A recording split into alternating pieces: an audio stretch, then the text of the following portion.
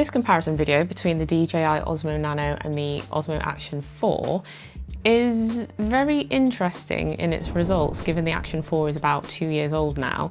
But I'm going to walk you through the key differences and also show you footage comparisons so you can decide which one you prefer. I know which one I prefer, and at the end of the video I will tell you which one and why. Having this newer Osmo Nano with the latest specs, the answer might surprise you, given that the Action 4 has been my all-time favourite action camera for quick point-and-shoot scenarios ever since it came out. So stick around to the end, and shortly I will also tell you which footage came from which camera, so which camera is camera 1 and which camera is camera 2.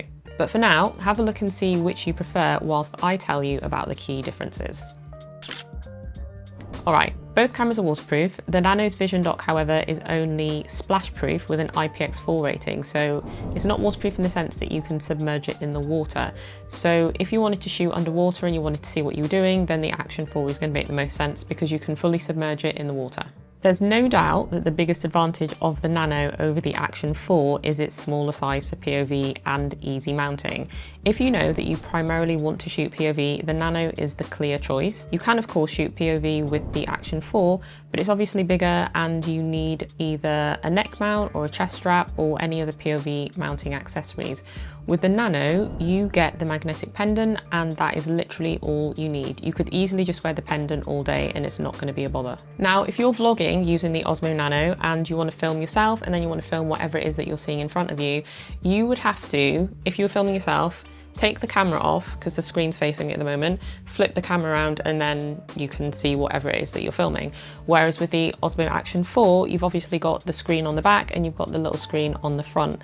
The Osmo Nano's Vision Dock screen is bigger than the screen on the Osmo Action 4, the front screen, but honestly that's dependent on you. It doesn't make a massive difference. The fact is you can still see yourself on the Action 4, it's just a smaller screen. Of course, with the the Osmo Nano, you could just take the camera off the Vision Dock and then just have it on a selfie stick and then have the dock in your hand. So if you want to film yourself and then film whatever you're seeing, you've got the dock in your hand and you can see that anyway. But if you want to be hands-free, then that's just where you've got that little bit of faff having to flip the camera around each time.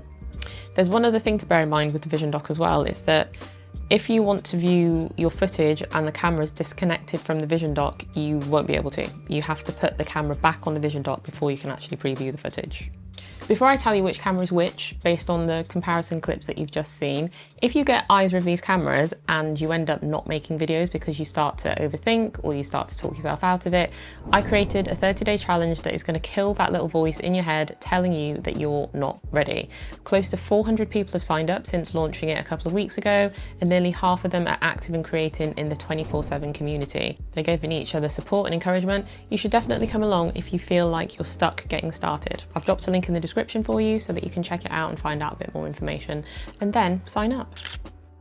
Okay, so these unlabeled clips. Camera 1 is the Nano and camera 2 is the Action 4. Was it what you hoped? Drop a comment below and let us know. So when it comes to the quality of the video, you can see it for yourself, and this is where it gets very subjective. And it also depends on the scenes that you're shooting, because sometimes the Action 4 looks better where it handles shadow footage better, but then there are times that the Nano handles harsh highlights better. But overall, the look of the footage is your call. Remember, at the end, I will tell you which one I prefer. So all that footage was shot in the normal colour profile. When you compare the footage in D-Log-M, I think there's a clear winner, and it's the Nano. The Action 4, for me, was never one of those cameras that I would use in D-Log-M because the normal footage just always looked so good. And again, for me, it is just a quick pick it up and shoot camera. But you do have the option for D-Log-M on the Action 4 as well. But if you look at it from the perspective of matching footage across cameras, I'd say the Nano in D-Log-M would be my choice because it comes out slightly better than the Action 4 D-Log-M footage, and it just looks so good, it looks so clean. So with my D-Log-M footage, I actually use my own LUTs, and I have a pack of LUTs which have 8 unique styles. In the pack, you just drop them on the footage, no conversion needed first. You just drop them on and it's good to go. I've put a link in the description for you to check them out, and they work with any DJI camera that shoots D-Log-M really, so it's well worth trying. Okay, so night footage. This is where there is actually quite a difference between the two cameras, because the Nano has a dedicated super night mode, which is supposed to make the footage at night look better. When filming myself, I really do not like the look, as my skin just looks fake. Filming the environment looks okay, I guess.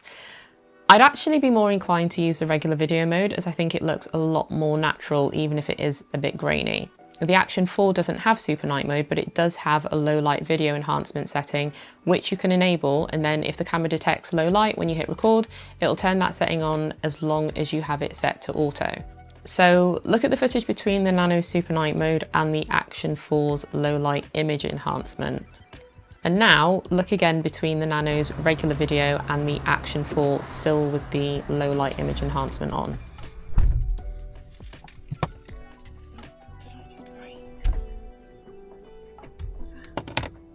So let me know in the comments which one you're leaning towards the most. Before I tell you which camera I'd use and why, it's actually worth mentioning that if you're in the DJI ecosystem already, all the mounts that you have, pretty much from the Action 3 until the latest cameras today, will work with the Nano and the Action 4. The magnetic mounting system is the same, which is great. Plus, with both cameras, you can wirelessly connect to the DJI's wireless mics from the DJI Mic 2, Mic Mini, and the recent Mic 3, as they all use Osmo audio. The only one that you can't use is the first gen DJI wireless mic. You would have to use the receiver. And with the Nano, you can't use a receiver with the camera, so you can only use the latest microphones. With the Osmo Action 4, you could use the first gen mic, but you would have to plug the receiver into the camera. It doesn't work wirelessly.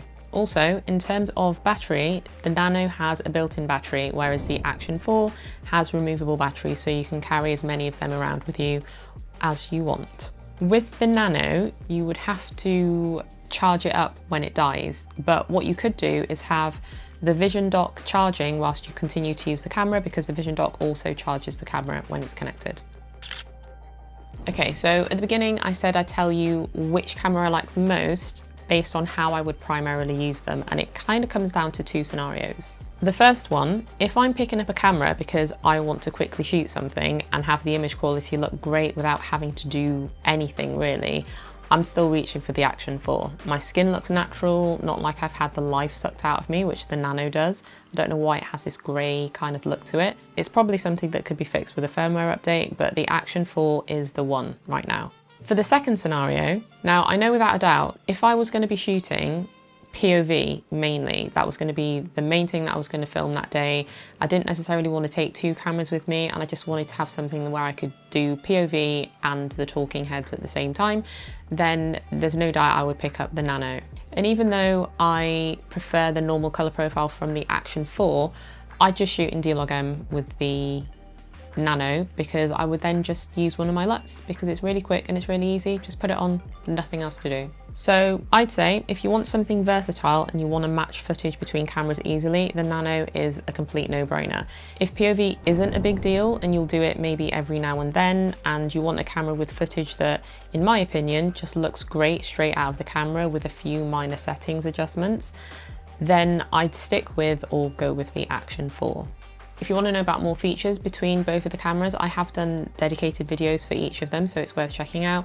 And if you do shoot in D-Log-M, I've left a link in the description to my LUTs. I've got more videos coming up about the Nano, and the next one is most likely going to be about camera settings. So if you haven't subscribed, I highly recommend you do, so that you don't miss that video if you're keen to know what settings I use with the Osmo Nano. Thanks for watching, catch you on the next one.